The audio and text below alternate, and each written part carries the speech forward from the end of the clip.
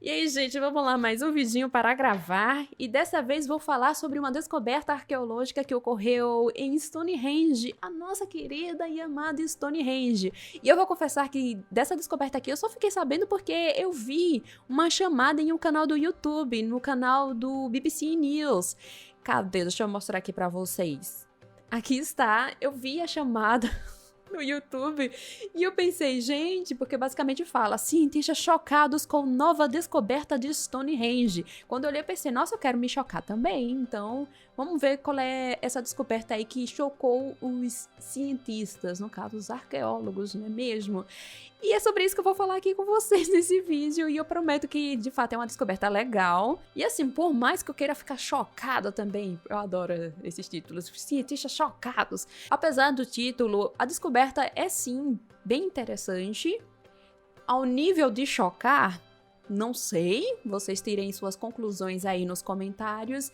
Mas assim, para quem não me conhece, olá, o meu nome é Márcia Jamile, eu sou arqueóloga e eu tenho esse canal aqui, o Arqueologia pelo Mundo, mas eu também tenho um outro canal, um canal secundário que é dedicado exclusivamente ao Egito Antigo. Se você quiser conhecer esse canal secundário, o link está aqui no card, por aqui, não sei, aqui ou aqui, sei lá, eu acho que é aqui no card. Vamos lá saber o que descoberta foi essa que chocou os cientistas. Bom, como vocês já sabem, essa descoberta foi feita em Stonehenge, tá aí na imagem para vocês darem uma olhadinha. E Stonehenge é esse monumento arqueológico aqui que está localizado na planície de Salisbury, no sul da Inglaterra. Já vou mostrar o mapinha para vocês. E é um dos monumentos neolíticos mais famosos da Grã-Bretanha. E ele realmente é bem legal, muito bonitinho. Eu nunca trouxe nenhum vídeo para cá pro canal falando sobre a construção, quer dizer, as suposições sobre a construção e o uso de Stonehenge. Quem sabe eu não trago no futuro para vocês.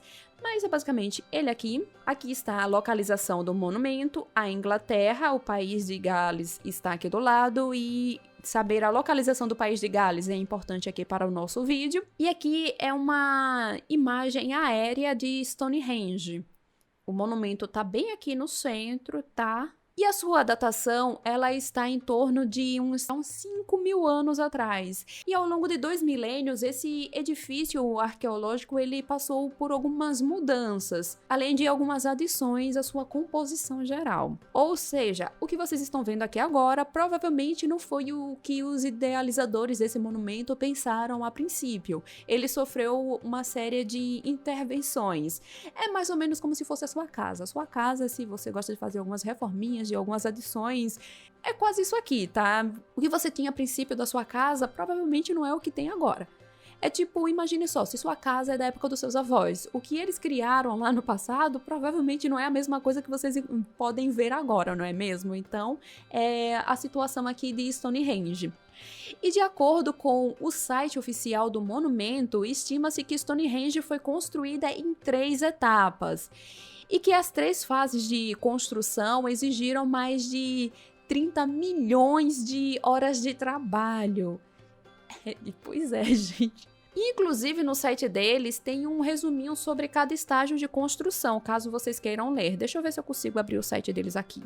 Inclusive, esse aqui é o site oficial do Monumento Arqueológico, para quem tiver curiosidade em ver. Tem algumas informações sobre pesquisas que foram feitas lá, inclusive falando sobre essas fases de construção. Eu não vou falar aqui para vocês porque não é um vídeo dedicado a isso, até porque temos várias informaçõezinhas, então não vou falar sobre as fases de construção aqui, tá bom? Mas de qualquer maneira, as fontes de tudo que eu vou falar aqui vão estar no comentário fixado, então para quem tiver curiosidade em saber mais, podem dar uma olhada lá, porque vocês não vão se arrepender, tem umas informações bem legais, e inclusive eu vou deixar o site oficial do Monumento Arqueológico. E sim, gente, tem alguns monumentos e alguns sítios arqueológicos que possuem seus próprios sites oficiais, tá?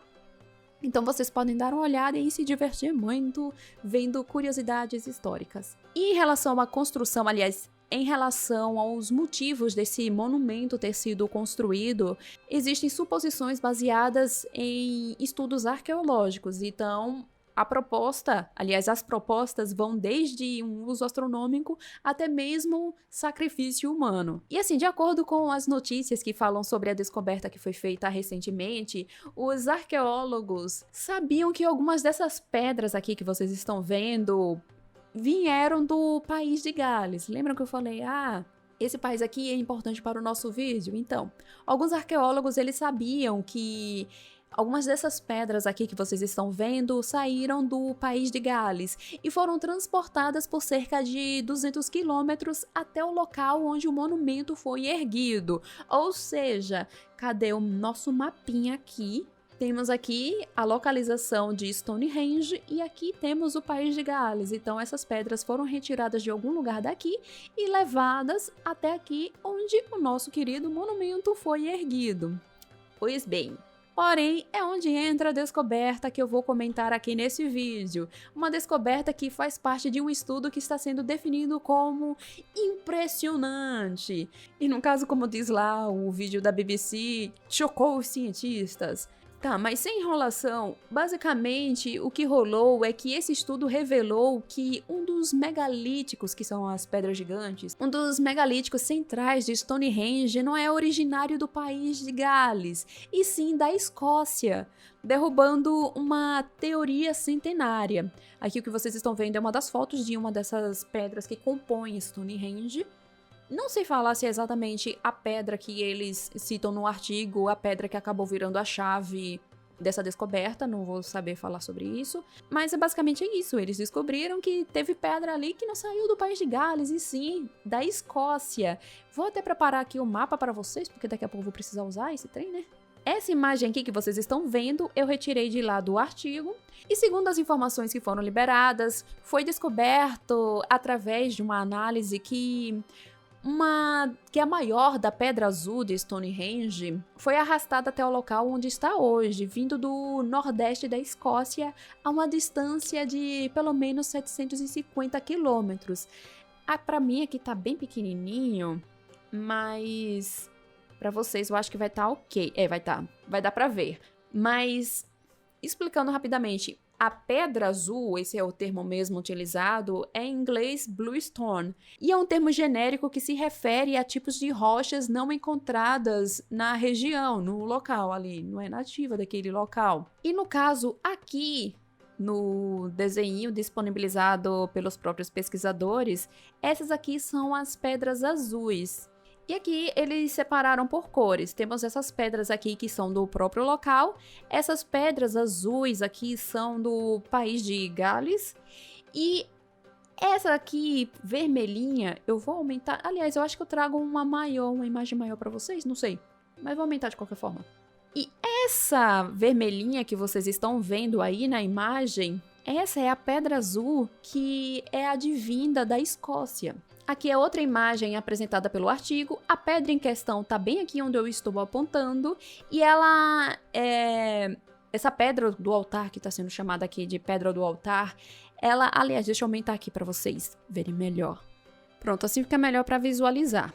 Então, como eu disse anteriormente, algumas das pedras de fato são nativas da região de Stonehenge, onde está a Stonehenge, mas outras são consideradas pedras azuis, são chamadas de pedras azuis. Elas são chamadas dessa forma para indicar que elas não são pedras nativas do local, são pedras advindas de outra região. A maioria das pedras azuis já foi confirmado que pertencem ao país de Gales. Eu vou mostrar já de qual local elas foram retiradas no passado. Porém, temos a pedra do altar, que é essa aqui que eu estou circulando para vocês, que também se acreditava ter saído do país de Gales, mas já se confirmou que não, ela veio de algum local da Escócia. E eu trouxe isso aqui para vocês darem uma olhada, porque eu acho que seria do interesse, eu acho que vocês vão gostar de saber. Stonehenge está por aqui em algum lugar, no mapa, por aqui, e o local exato onde as pedras azuis que foram retiradas do país de Gales, foram retiradas desta região aqui. Como é que os arqueólogos sabem? Como é que as equipes de arqueologia sabem? Através de algumas análises que são feitas na rocha. Esse aqui que vocês estão vendo do lado é o local, é a foto do local onde algumas dessas pedras foram retiradas. Então é muito bacana quando a gente tem aí o uso de testes laboratoriais, além de geografia, para ajudar a conhecer detalhes sobre sítios arqueológicos. Isso é bem normal na arqueologia, na verdade. E assim, vocês podem estar se perguntando agora, por que analisar as rochas de Stonehenge? Qual o sentido? O sentido é justamente saber de onde é que essas pedras saíram, essas rochas saíram. E não é só por mera curiosidade, é porque tem um motivo acadêmico, porque sabendo de onde é que essas rochas saíram, pode dar uma visão mais ampla de como era a locomoção, os locais que as pessoas iam no passado. E aí, paralelamente, vai dar um contexto geral de como era o ambiente do local, trocas comerciais e esse tipo de coisa. E nesse caso aqui, a equipe de arqueologia ficou interessada em saber a localização dessas rochas, de onde é que elas foram extraídas, e além de confirmar que uma parte foi retirada lá do País de Gales, chegaram a essa descoberta que para eles foi bem inusitada, que é justamente as pedras terem saído de um lugar tão distante, no caso, a Escócia. Eu estou aqui com o mapa ainda aberto? Estou. Por exemplo, temos aqui o local onde algumas das pedras foram retiradas. Stonehenge tá por aqui. E a Escócia, gente, tá aqui em cima. Se alguém ainda tá pensando, nossa, mas o que é que tem de tão incrível nessa descoberta, porque não se ligou na distância que essas pessoas precisaram percorrer para encontrar pedras para colocar em Stonehenge. E sobre isso eu vou falar um pouquinho mais com vocês lá pro final, sobre quais os motivos que poderiam ter motivado essas pessoas a procurar por rochas em um local tão distante. E de acordo com um dos pesquisadores desse estudo, responsáveis por esse estudo, o Robbie Ixer, a descoberta de que a pedra conhecida como Pedra do Altar ter sido transportada por uma distância tão longa não altera apenas o que pensamos sobre Stonehenge, mas também o que pensamos sobre todo o Neolítico tardio, ou seja, o final do Neolítico. Isso aqui, gente, é muito, muito bacana mesmo. E assim, foi descoberto que essa pedra foi retirada da Escócia, e até aí tudo bem. O problema é saber exatamente de onde é que ela foi retirada, e isso a equipe alertou que é um trabalho um pouquinho mais complexo. E os especialistas conseguiram restringir a área potencial de origem para incluir esta região aqui. Essa imagem que eu estou mostrando para vocês é do artigo também, só que eu acho que eu separei um mapinha para vocês, para ficar mais fácil para entender. Deixa eu ver se eu encontro. Aqui no mapa vai dar para entender melhor a distribuição desses locais. Stonehenge tá aqui.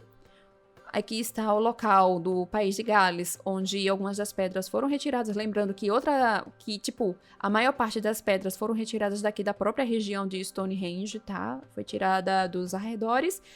Aí as pedras azuis, que são as pedras estrangeiras, foram retiradas do País de Gales, que foi retirada dessa região aqui, onde temos essa fotinha, tá? E essa nova análise conseguiu restringir na área da Escócia, conseguiu, aliás, identificar as possíveis áreas, ao menos como é que chama? Quando você faz alguns pontos e você tem aquela mancha que é a extensão do local de onde essas rochas podem ter sido retiradas, e eu marquei aqui para vocês.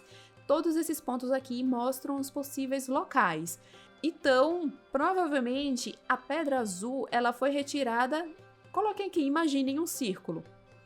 Elas foram retiradas daqui, de algum lugar desta região. Agora, sobre como as pedras foram transportadas a uma longa distância, aí já é uma outra história, minha gente. Um dos pesquisadores, ele alerta para o fato de que não existe só o caminho pela terra. A água pode ter sido utilizada também. Inclusive, seria até um transporte bem mais rápido do que por terra. As pessoas, elas sempre, quando a gente fala de arqueologia, sempre acham que o caminho mais plausível é o caminho feito por terra, ou seja, retirar daqui e vir arrastando por toda essa região. Lembrando que aqui temos montes, temos locais cheios de cascalho, temos pântanos, rios, etc. Sendo que seria muito mais interessante eles saírem daqui com embarcações e ir descendo e depois pegar um caminho por terra. Seria muito mais rápido. A gente tende a ter uma visão muito abre aspas, terrestre da arqueologia, de achar que tudo era feito por terra, sendo que temos vários e vários indícios arqueológicos que mostram que as pessoas do Neolítico, elas poderiam muito bem navegar. Então, um caminho pela água não seria impossível, seria um pouquinho mais arriscado no sentido de perder tanto as rochas como as embarcações. Sim, isso é possível, mas não tira a possibilidade de que esse transporte, a princípio, foi feito pela água para só depois seguir por terra. Não é impossível imaginar isso aqui. E claro, como sempre, quando sai um anúncio de descoberta arqueológica, uma descoberta científica no geral, normalmente a gente olha também as opiniões de pesquisadores que não participaram do projeto. Então, uma das pessoas que resolveu comentar sobre essa pesquisa foi o Mark Pitts, que, apesar de não ter feito parte da equipe, ele escreveu um livro intitulado Como Construir Stonehenge, o qual eu vou deixar o link para ele aqui no comentário fixado.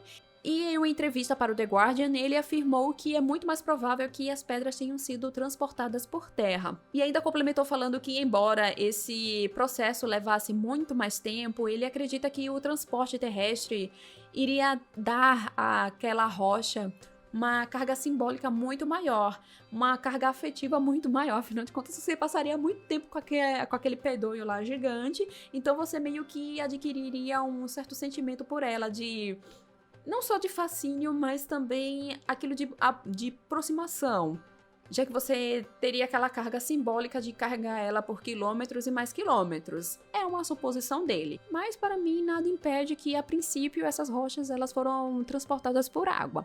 Mas está aí a discussão. Daí vocês perguntam, afinal de contas, qual a importância dessa pesquisa? A questão é que, pela pedra ter sido trazida a um lugar tão distante, mostra a amplitude do contato territorial dessas pessoas que viveram nessa região durante o Neolítico, o final do Neolítico. O Neolítico, aliás, eu não expliquei para vocês, mas nessa época que a gente chama de pré-história, com esse termo, né, pré-história, temos ali o Paleolítico e o Neolítico. O Paleolítico é onde temos, por exemplo, a evolução humana, temos as eras das glaciações. Lembra do filme A Era do Gelo? Tá por ali no Paleolítico. Aquela época em que os grupos humanos usam ferramentas feitas de pedra para poder fazer suas coisinhas, né? Fazer seus trocinhos. E o Neolítico é aquele momento que temos tanto a domesticação de animais e plantas, como o surgimento da agricultura em algumas partes do mundo ocorre nesse intervalo do Neolítico. As primeiras cidades e o surgimento de códigos de escrita. Isso em algumas partes do mundo. Em outra temos ali uma vida mais de pastoreio, com pequenas plantações e tal. Então é basicamente isso aqui o Neolítico. E essa época em que Stonehenge foi construída é a época bem no finalzinho do Neolítico. E é interessante porque para nós, como humanos modernos, sedentários, para nós é difícil entender que as pessoas do passado eram grandes batedoras de perna. Tipo, usando essas palavras mesmo, eram grandes batedoras de perna. Vocês ficariam muito surpreendidos em saber como esse povo ia de um lugar para o outro e você fica, gente, eu não consigo nem ir ali na esquina comprar pão. Então, não é de todo estranho para a arqueologia ver que algumas pedras foram retiradas da Escócia e levadas para a região de Stonehenge. E essa descoberta mostra justamente que a construção de Stonehenge foi um esforço colaborativo muito maior do que os cientistas imaginavam, do que os arqueólogos imaginavam, que foi um grande empreendimento britânico envolvendo pessoas de toda a ilha, não só de Gales, mas de toda a ilha. Então isso aqui é o chocante pra galera, O chocante que é citado nas matérias é isso aqui, porque não se imaginava que tinha saído da Escócia. Mas, tirando a brincadeira, realmente é bem interessante ver que a construção desse monumento aqui foi um esforço colaborativo de praticamente toda a região. Porque o cenário mais provável é que eles tinham consciência de determinados tipos de rochas em algumas regiões e eles arquitetaram ali quais eles iam pegar de onde. Inclusive, essa pesquisa acaba dando uma compreensão justamente dessa amplitude de conhecimento territorial dessas pessoas. Agora, a questão que fica é, será que buscar essas pedras aqui em um lugar tão distante tinha alguma conotação simbólica, econômica, talvez ritualística? fica aí a questão. Será que tinha algo a ver com a união de grupos? Será que era algum acordo territorial? Será que era alguma forma de trazer aspectos daquele local, tipo da região da Escócia, País de Gales, e trazer para um espaço ritualístico? Fica aí a pergunta. A gente não sabe, mas é interessante essa pesquisa porque dá essa abertura para interpretações. Então, para quem ficou curioso em saber mais sobre essa pesquisa, como sempre, os links estão no comentário fixado, tá bom, gente? Muito obrigada aos nossos apoiadores, os apoiadores daqui do canal. Muito obrigada também aos nossos apoiadores no Catarse, tá? Vocês são muito chuchu, vocês me dão a oportunidade de sustentar esse canal aqui, então muito obrigada a vocês, tá? E é isso, gente. Deixem um like, se inscrevam no canal para quem não for inscrito e até mais. Tchau!